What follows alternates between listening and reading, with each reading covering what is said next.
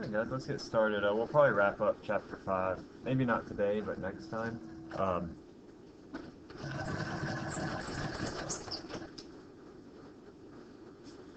And then we'll move on to chapter 6. Chapter 6 is pretty short. So,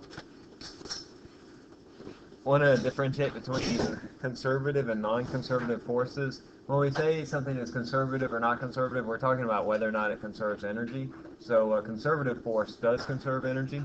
In short, basically, if you have a force that requires contact, that force is going to lose energy. So what's a good example of a force that loses energy?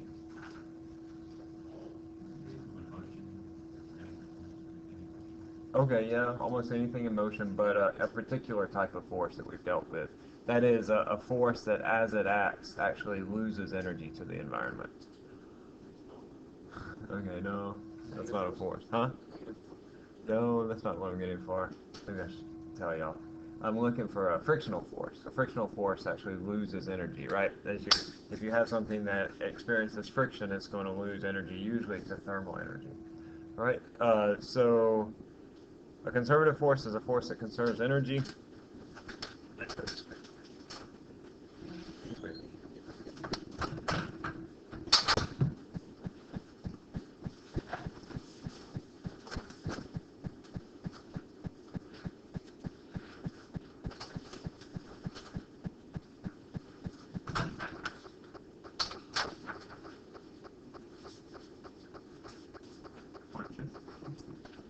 Okay, so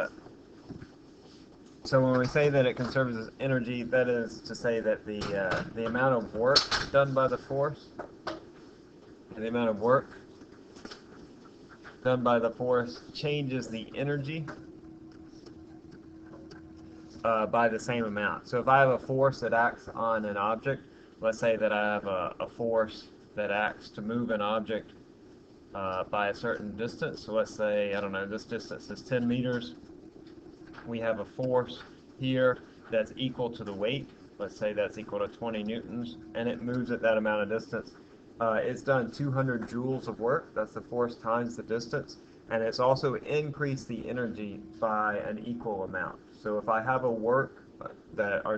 force that is conservative, the amount of work that it does is equal to the total amount of energy that is changed in the object. And a good example of conservative forces, basically any forces that do not require contact are conservative forces. So what's an example of such a force that does not require contact that we've dealt with? Right, the gravitational force. So gravity is a good example of a conservative force, but in more general, field forces are all conservative. So electrical forces as well. Non-conservative forces don't conserve energy.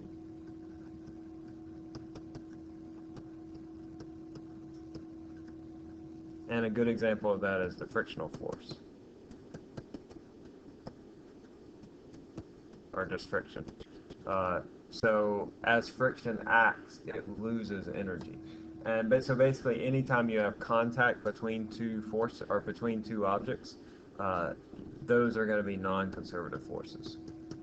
So contact forces are a more general idea for non-conservative forces, or a more general type of non-conservative forces. So the work done by conservative forces is path independent.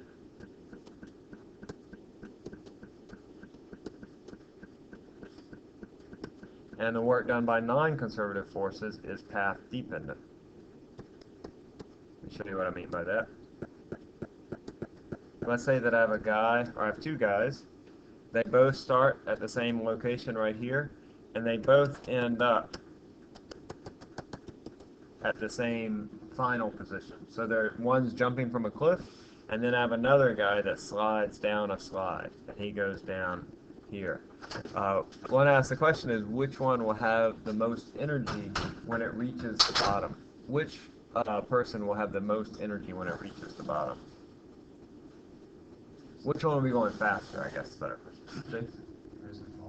Right, so the person falling will be going faster. Why is he going faster? Right, so the frictional forces will actually slow him down. So at this point, up here, they have a certain amount of energy. This guy drops, and the only force acting on him is a conservative force. So the only force is the gravitational force, which is conservative. Right, so that is to say that all of the work done on this guy by the gravitational force is equal to the energy that he has at the bottom. Right, so all the work that's done by the gravitational force, because it's a conservative force, that's equal to the total amount of energy that he has at the bottom. Now, it doesn't matter the path, because the work done by these forces is path independent. It only depends on the initial and the final position. So if instead this guy took a path in some way that was more circuitous, the work done by the gravitational force would still equal the amount of energy that he has at the bottom. All right.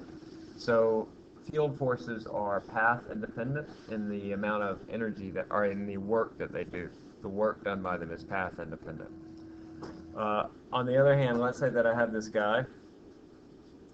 The work that's done by him on the total work that's done on this guy is equal to the force due to gravity times the distance over which it acts minus the force due to kinetic friction times the distance over what it acts.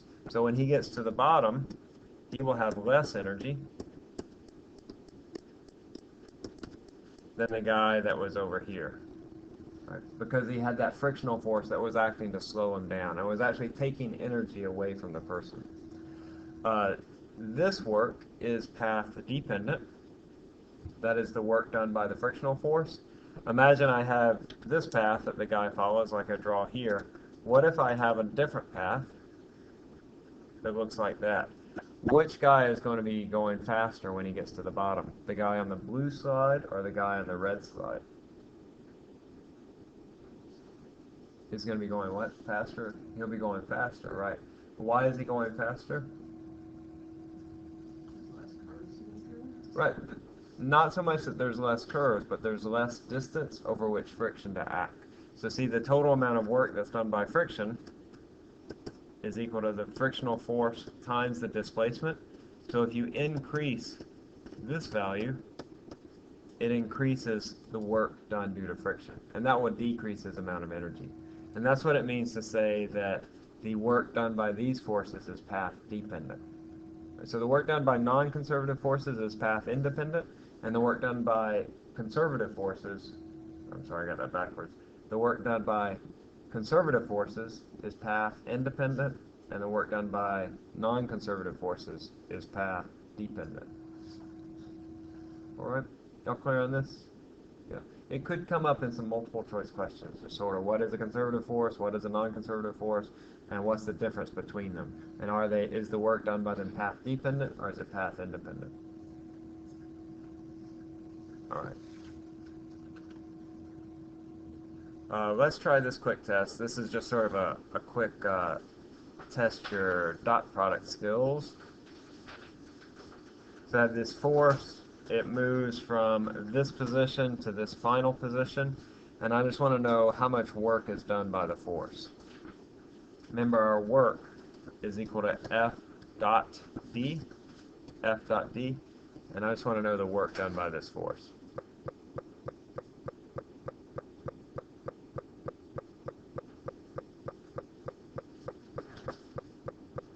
You possibly see a question as simple as this, but it would probably be worth, well, this one was worth 10 points, depending on how many questions are on the test.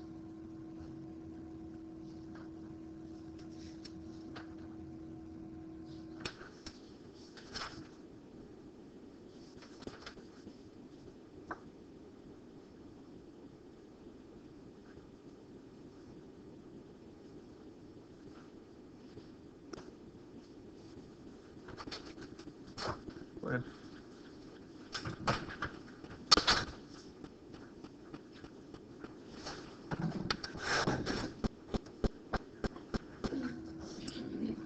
Don't forget to take the displacement, which is the final minus the initial position.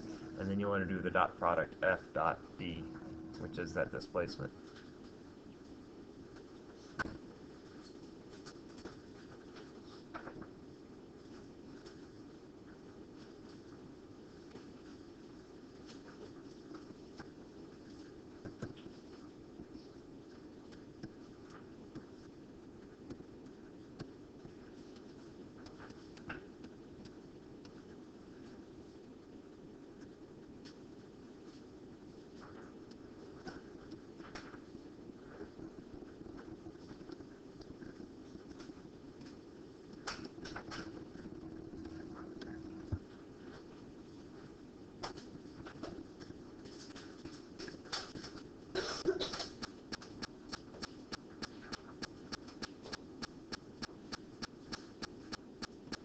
The value for me? Not quite yet. Should still be in the IJK method? Yeah, so remember your work is not a vector quantity. So when you report your value for work, it's a scalar quantity. It won't have any direction attached to it. Because when you do those dot products, remember I dot I, that's equal to 1. And if you have I dot j, that's just equal to 0. J dot j is 1. I dot k is 0. On and on. So for example, 40I times 16I would be what? 640 joules. So you're just dealing with scalar quantities once you get to that point.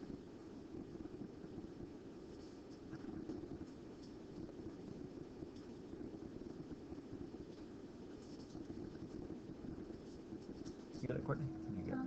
I'm not completely sure. Did it right there? I got 500. I don't think that's right. 640, 140, 687, 80. Oh no. Okay, yeah, it is 60, the answer. So first, I multiply 40 times 16. You know what you did wrong, Courtney? I'm not sure. Can you show me? Yeah, let me show y'all. So here, I just multiply 40 times 16, and that's 640. I dot I is equal to 1.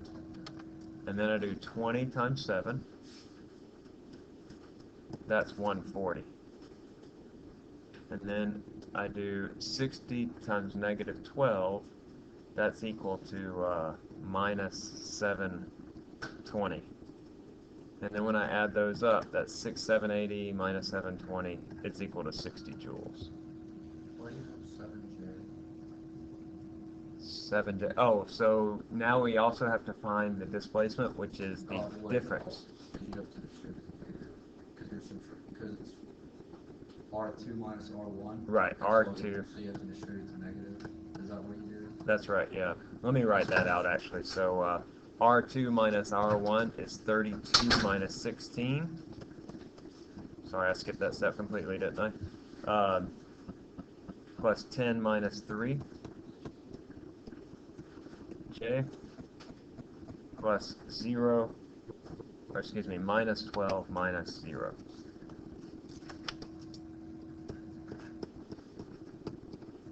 Okay. All right. You find it. I completely forgot to feed. Oh, okay. Yeah. All right, guys. That's a simple dot product. You'll have to do it probably more than once on the exam, but it'll be similar to that. From this, we can take the amount of work that's being done, and we can determine a number of different things like the object's velocity or its potential energy or whatever. We'll get into that in just a bit. Gonna do this dot product, okay? We need to do another, or you fine? There's some in your homework as well. Make sure that you're able to calculate them. Okay, let's look at gravitational potential energy, and then we'll move into the conservation of energy, which is sort of the last major topic in this chapter. So in this chapter, there are really only a couple of topics, and that's work, and then work and how it's related to energy, and then also the conservation of energy. Let's see, so gravitational potential energy, if I have an object that, or we'll talk about a couple different kinds of potential energy, and that is just to describe an object that has the potential for motion, We'll talk about elastic potential energy as well as gravitational. And gravitational just says if I have an object within the gravitational field, it has a potential for motion. And we can determine the amount of energy that it has, or the amount of potential energy that it has, just by calculating the work that the gravitational force does on it. So if I have an object, for example here, I have to apply a certain force to move it through a certain distance. I'm going to actually call this delta y because it's moving in the y direction. If I want to know the work done by that force, it's just going to equal to the force times delta y. That's our definition of work. The force and the displacement here are also in the same direction, so I'll leave out that cosine theta term.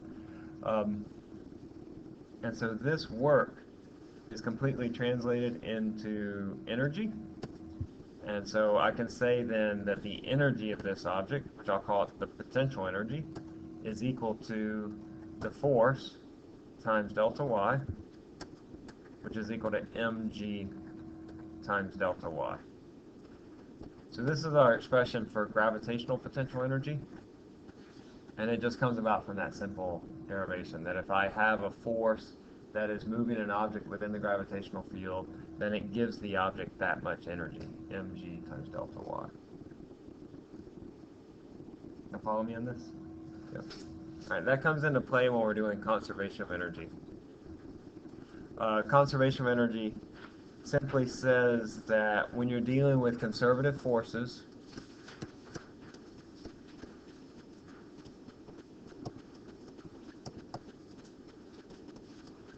that is forces that conserve energy, so it's sort of circular, the initial energy is equal to the final energy. We'll work through some problems where we'll deal with the gravitational energy, the potential energy, and the kinetic energy. So we would expand this and describe a system as having either gravitational potential energy or kinetic energy. So that would look like this. I would have gravitational potential energy initial plus the kinetic energy initial is equal to the potential energy final plus the kinetic energy final. Right. So this is a closed system.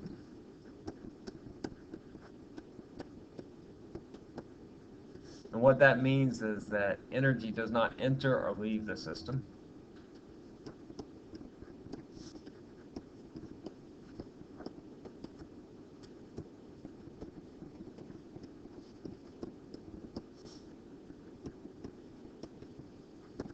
All right, so you're not losing any energy in the system at all due to friction or other contact forces. Very likely to have a question like this on your next exam, where I give you a scenario and ask you for the velocity or the position of an object at different positions in that scenario. So let's work through this example, and then I'll let y'all work through one on your own.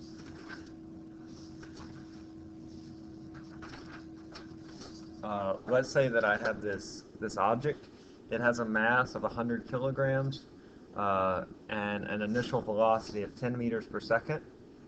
So over here I have this object. It's a particle. It's 100 kilograms. And down here at the bottom it has an initial velocity equal to 10 meters per second. And then I also tell you that over here at position H, that the velocity is equal to 0. So it comes to rest up there, 0 meters per second. I want to know what is h, so what is this equal to? And then also later I ask what is the velocity here? And then also what is the velocity here?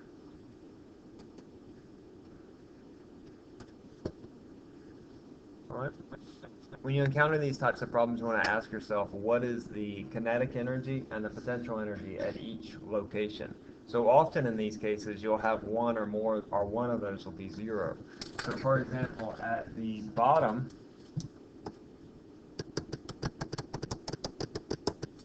which of those values is 0? So at the very bottom, is my kinetic energy or is my potential energy 0? Which one? My potential energy is here is 0. Remember, when we're talking about gravitational potential energy, it's equal to mg, I'm going to call it h now.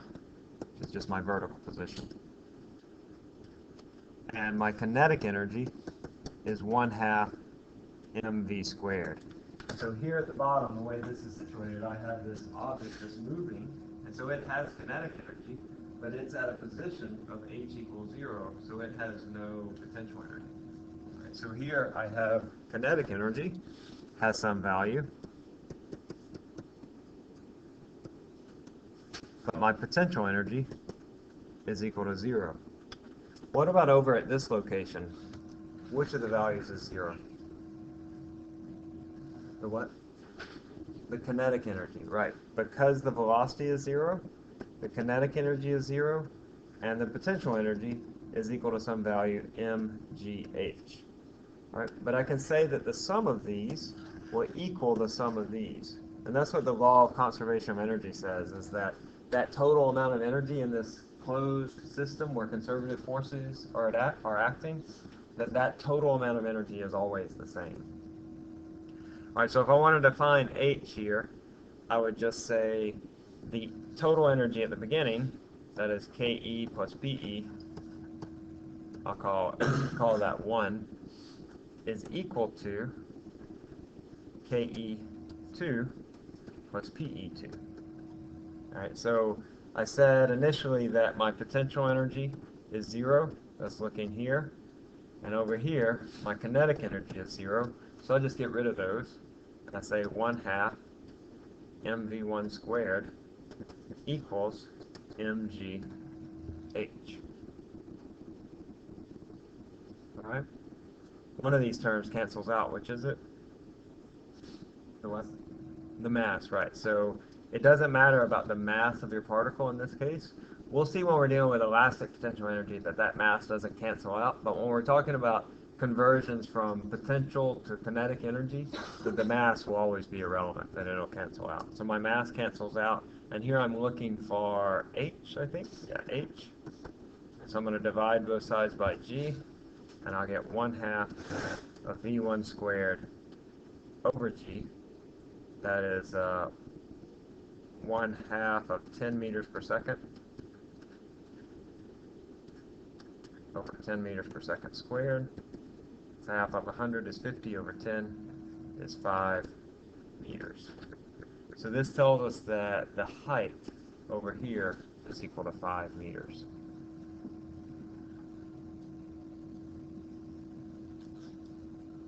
Okay. In the second part of this problem, we want to know what is the velocity at h over 2. I'm going to go to the next page. Can I go down from here?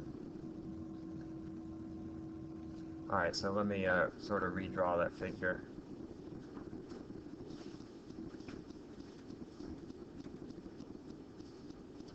I want to know what is the velocity here. This is at h over 2, and now that we know h, we know that this is at a height of 2.5 meters. I know that over here, my bead has a velocity, or my particle has a velocity equal to, what was it, 10 meters per second? Is that right? Yeah. So 10 meters per second.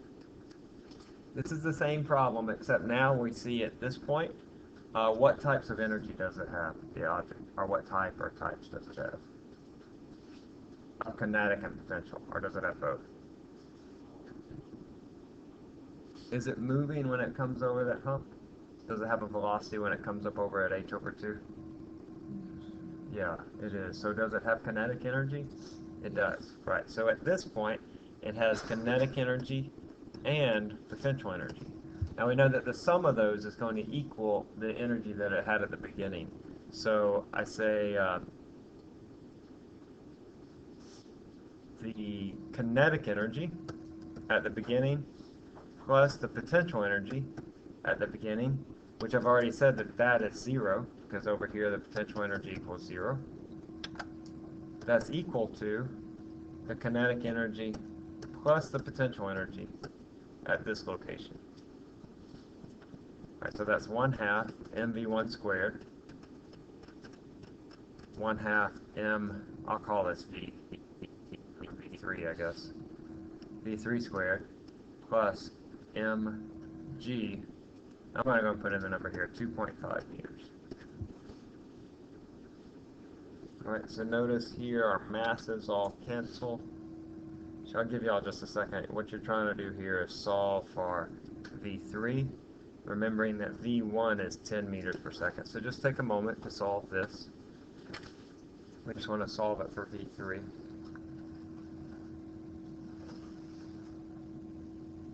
Notice that your masses cancel.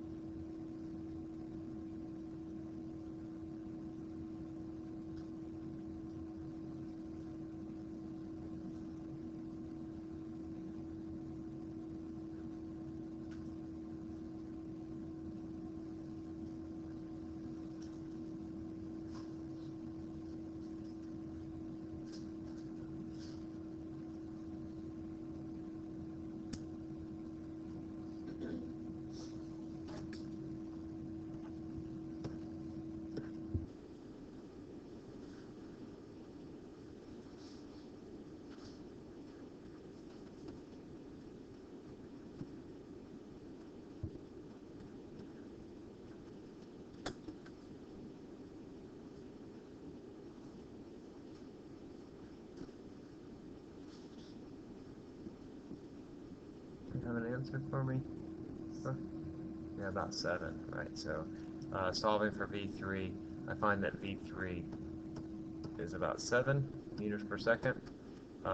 Subtract 25 from both sides, that's 25 equals 1/2 V3 squared. Multiply both sides by 2, that makes that 50. So V3 is the square root of 50, which is about 7. Alright, why don't y'all try this next one? I want to know now what is, actually you shouldn't really even have to write down anything. If I want to know the velocity at this point, what do you think it's going to be at point C? What is the velocity or the speed of that particle at this point, and we'll call this point C. What is the speed of the object at that point? It can be the same as what? Right, so it has a certain amount of kinetic energy. I'll redraw it here. It has a certain amount of kinetic energy here. I know that its velocity is 10 meters per second, and so it only has kinetic energy. It has no potential energy. Similarly, over here, it has no potential energy. It only has kinetic energy. So we'd be saying that the kinetic energy at the initial point is equal to the kinetic energy at this, what we call point C, or 1/2, mvi squared equals 1/2 mvc squared, or vi is equal to vc, which is 10 meters per second. All right, so anytime you're at the same y position, because your potential energies are going to be the same, then your kinetic energies will also be the same, because that total sum of energies is always going to remain constant. Conservation of energy is a pretty simple idea, but it's very powerful, and we'll use it in the next chapter to deal with systems. When we have systems that conserve both momentum and energy, we have a lot to work with. We can find out a lot about their position and their velocity, or their speeds. All right, I would expect a question something similar to this, where you have to determine the velocity or the height of an object at different locations. Yeah. So, why did you work to a project? Why did you just increase potential energy? Why don't you increase kinetic energy? Like you lift the object, you increase potential energy. Well, you do increase the kinetic energy as it's moving. Like if I take this object and I move it from here to here, right? Then my kinetic energy has increased as I move it from one point to another. But when I actually reach the location, it no longer has any kinetic energy. Right? This object has no kinetic energy; it has all potential energy. Okay, and so that's what we're talking about: is moving it from one location to another. All right. All right. Let's see, I think I have a quicker question next. Oh no, this is a video. Let's see. I don't know if y'all seen this. This was on the internet for a while, some time ago. Right. So this is a very similar problem to what we did before with the roller coaster type thing, where we have an object that's moving up and it has a certain speed and it goes up to a certain height. A lot of people say that this video didn't actually happen, that it's been doctored, but I don't know. I kind of like to think that it happened. Has anybody ever seen anything like this, like in real life? No? Alright. We could go try it out. One of you ladies want to volunteer? Courtney? No? Okay. Alright. So first I want to know, what is the woman's total energy at the top of her trajectory? First, let's just make some assumptions. Let's say this is our basketball goal. Oh, let me draw it a little lower than that.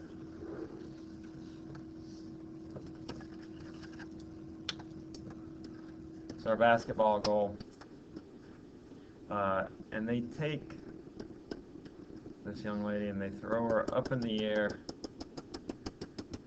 and then she comes back down. Let's see, I estimated, what would you say her height was, roughly? How high is a basketball goal, roughly, in meters? How many? It's about 10 feet, yes. How many meters is that, roughly? About what? 3 meters. Yeah, we'll say three or four. We'll just say 3 meters here. And then I thought she went about twice as high, maybe a little bit higher, but we'll call this 6 meters up at the top. Okay. What's her mass, you think?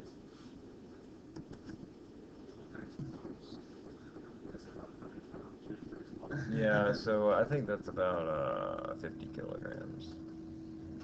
Is that right? I want to say 50 kilograms. What did I use here? Yeah, 50 kilograms is about 110 pounds.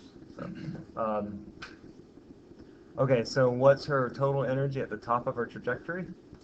What is the type of energy that she has at the top? Kinetic or potential? Potential. Right, because we know at the top that her velocity is equal to 0, and so at the top she only has potential energy. So that's going to be m times g times h. That's 50 kilograms times g, which is 10 meters per second squared, times h, which is 6 meters.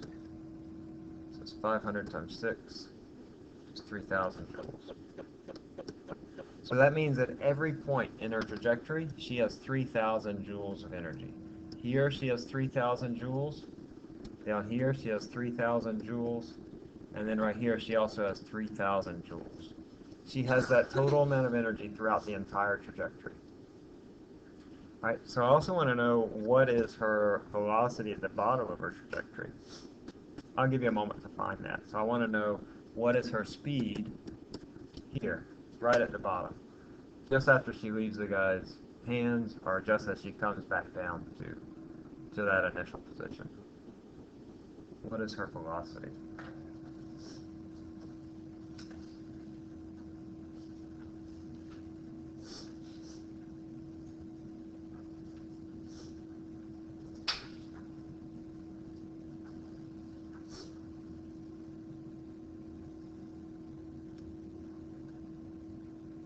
And then if you finish that, go ahead and do part 3 here, where what is her velocity at this point? What is her velocity when she goes through the basketball?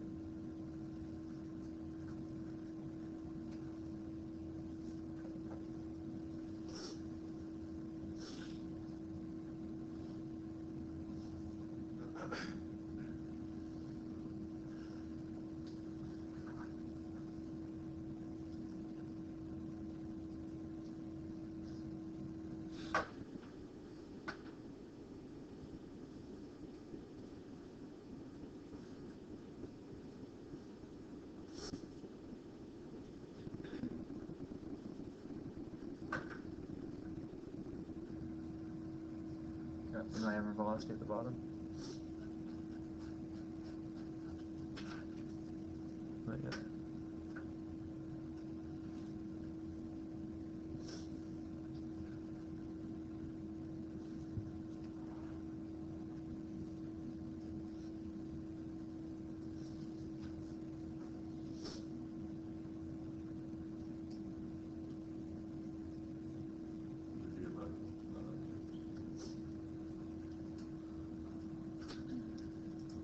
Yeah, I think it is about 11. Is that right? Is that what y'all got? Yeah, a couple different ways you could do this. Cole, this is what you guys want? It's a lot. Yeah, so you could say that all the energy at the bottom is kinetic energy. That's 1/2 mv squared. And that has to, we know, equal to 3,000 joules. And then we can solve this for V. And what did you say it worked out to be? 11. So about 11 meters per second. An easier way to do this, however, would do like we did before, where we just say at the bottom she just has kinetic energy, and at the top she has potential energy. So we say 1/2 mv squared equals mgh. And then the m's cancel. And then I solve for V, which is the square root of 2gh. Yeah, the square root of 2gh.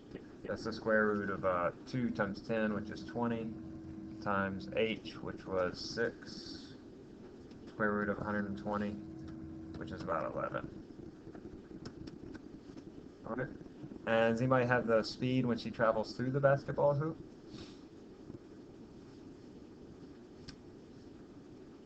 I'll go with, when she goes through the basketball hoop, she's going to have potential and kinetic energy. Alright, so this is at the hoop, and then I can set that equal to 3,000, let's just set it equal to 3,000 joules, because I know that's her total amount of energy. Or I could say it's equal to mgh, and then your m's will all cancel. Either way is fine. So this is going to be 50 kilograms times 10 times 3 meters plus 1/2 of 50 times v squared plus 3,000.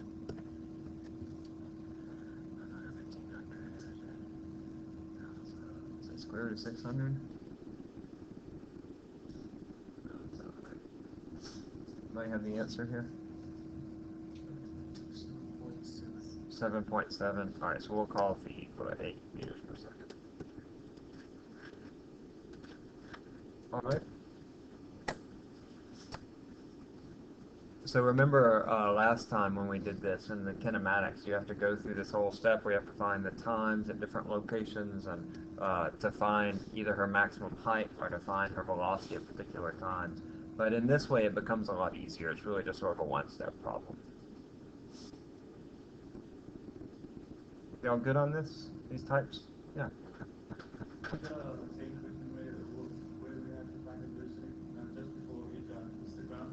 Well, what is her velocity just before she hits the ground?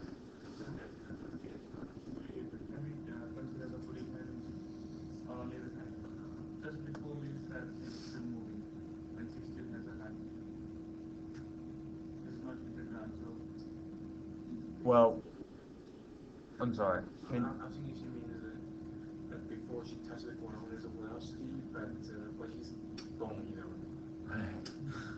Well, what is her velocity just before she reaches her position, her initial position? It's going to be equal to what? Y'all understand? I think this is what he's asking. That I have her. This is her.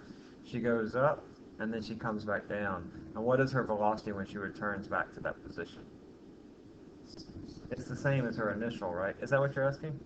Yeah, so it's the same as her initial. Now we're assuming not actually the ground, that she's actually taking off after she leaves the guy's hands, right? That's her initial position. Did that answer your question?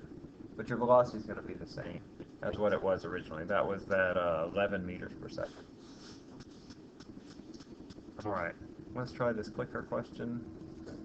Oh, this is the same question. All right, so this was just a multiple choice question. I'm sorry. Yeah, y'all just click in. We'll do some more right now. Just going to get your clickers out. Y'all remember what the answer is to this one?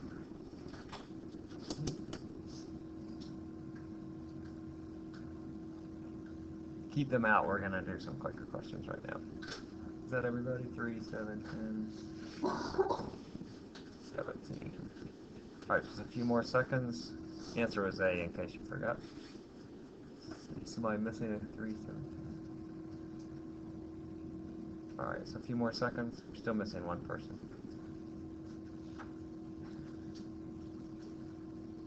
All right, good.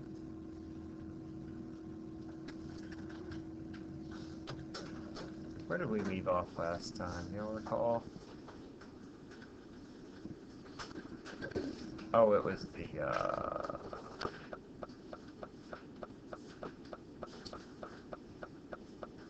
we do this? We did this, right? Is this one I left off with, right? Okay. So the car starts from rest and accelerates to 30 miles an hour. Later it gets on a highway and accelerates to 60 miles an hour. Which takes more energy for the car? Going from 0 to 30 or 30 to 60?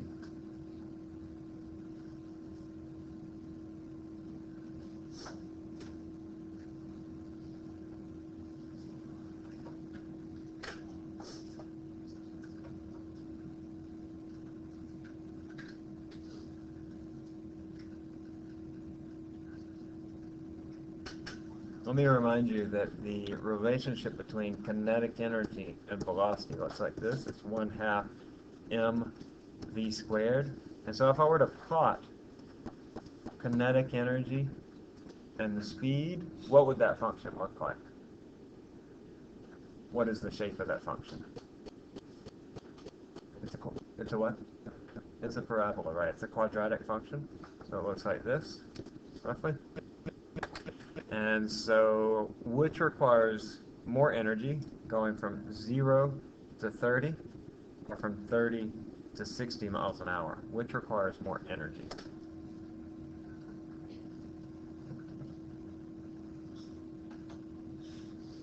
All right, just a few more seconds. I'll stop at 125.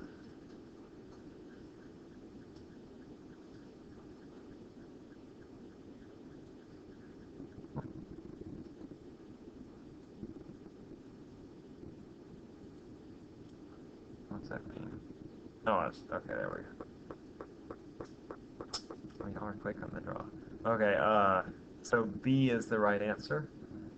Though many of you had A originally, right? Like you thought it would happen from 0 to 30. Because, why? I was thinking of friction. Yeah, the frictional force. That's usually what people think. But the frictional force in a car is actually quite small.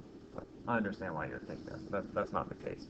In fact, if there was any extra energy required to overcome the static friction, which there might be a little bit, is far outweighed by this increase in energy going from 30 to 60. Because from 0 to 30, your energy goes from here to about here, but then from 30 to 60, it goes from here to up here. So you see there's a far greater amount of energy to go at those higher speeds. That's why, or that's part of the reason why, that your car gets better gas mileage at lower speeds. I think your car is optimized to get better gas mileage at about 45 or 50 miles an hour. When you travel faster than that, your gas mileage decreases a lot because it just requires more energy to go at higher speeds, a lot more energy.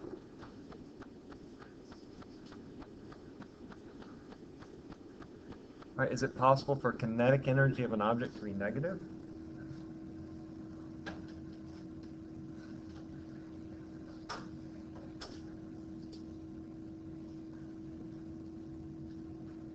Is kinetic energy a vector or a scalar quantity? Vector or scalar? Vector or scalar? It's a scalar quantity, right? Because it doesn't have direction. Right, and then we also need to ask ourselves, well, does the kinetic energy work in the same way as the work scalar does, where we could have a negative scalar for work? Does it operate in the same way? Remember, we could have negative work and it would mean taking away energy? No. All right, so a few more seconds. I'll stop at 50.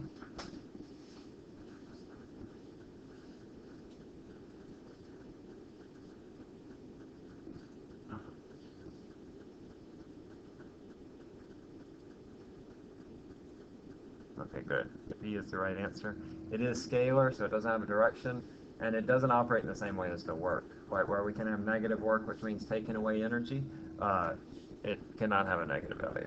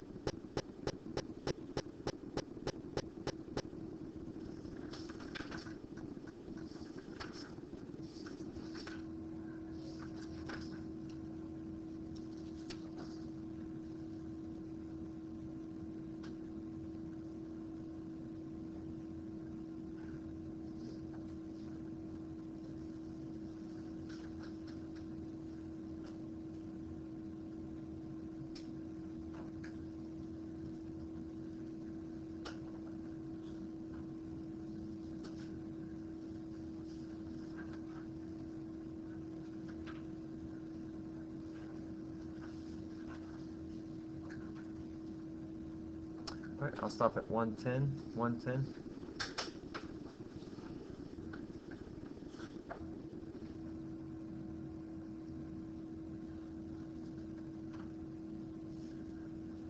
Okay, let's see.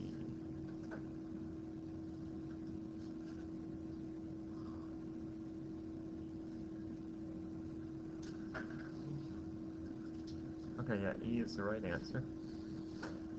If we have different levels for what our y equals 0 is, then that's going to change what we call our potential energy, but your changes in potential energy will still be the same because your changes in location will still be the same. All right, but the absolute value for the potential energy will be different because it's relative to your initial position.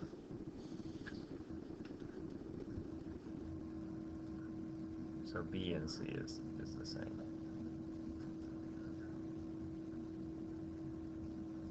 We'll just do a couple more and then we'll wrap up.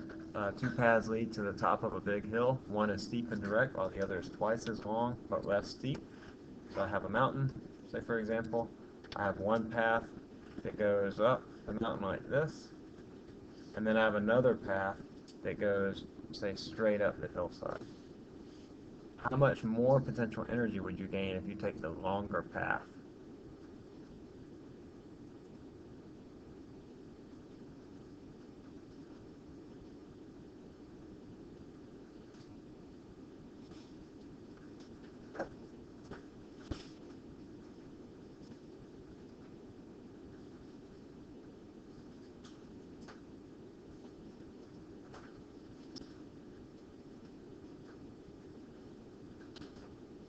All right, just a few more seconds. I'll stop at 1 minute.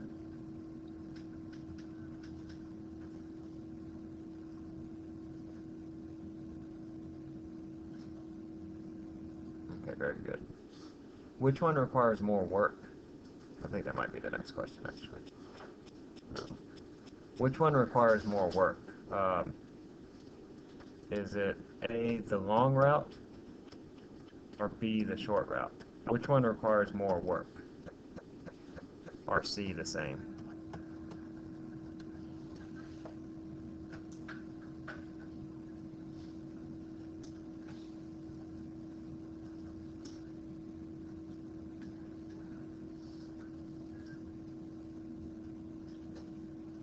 All right, I'll stop at, say, 25.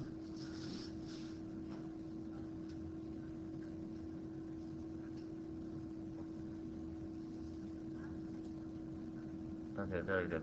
It is the long route requires more work because even though your potential energy is changing by the same amount, you have something else at work there, and that's a non-conservative force, the frictional forces that are acting upon you, and those non-conservative forces do not conserve energy. So you lose energy going at the longer route because the frictional forces act over a longer displacement or a longer distance.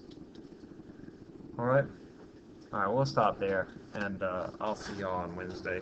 We're going to wrap up this chapter on Wednesday, but we still have one pretty major topic to deal with regarding elastic potential energy.